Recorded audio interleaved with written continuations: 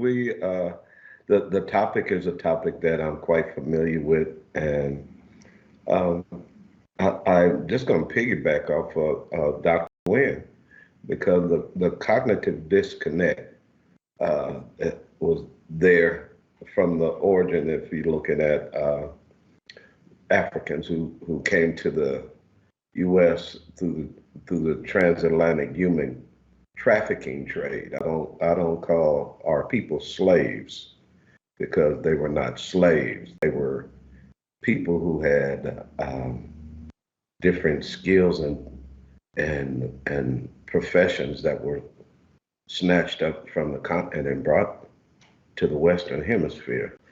So our story was, there's a way to reconnect always, because I looked at, like you started and you stated that Marcus Garvey, the Honorable Marcus Messiah Garvey, what he did with his book, The Philosophy and Opinions of Marcus Garvey, and the movement that occurred in the early 1920s was one that hardly no one really has repeated at this level here in this country, in the United States.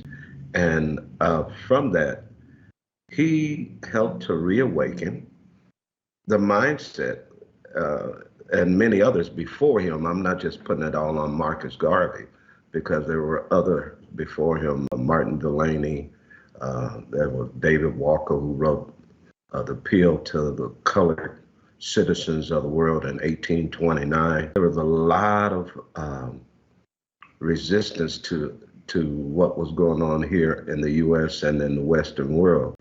And one particular person in general, Herbert Harrison, who wrote When Africa Awakes, I see that happening right now. Africa is awakening, and our cognitive memory of our ancestors are still interconnected in our psychic, if we know it or not. It's just coming to the realization and knowing who you are. And Garvey himself never made it to the continent of Africa, but he was already there in his mind, in his heart.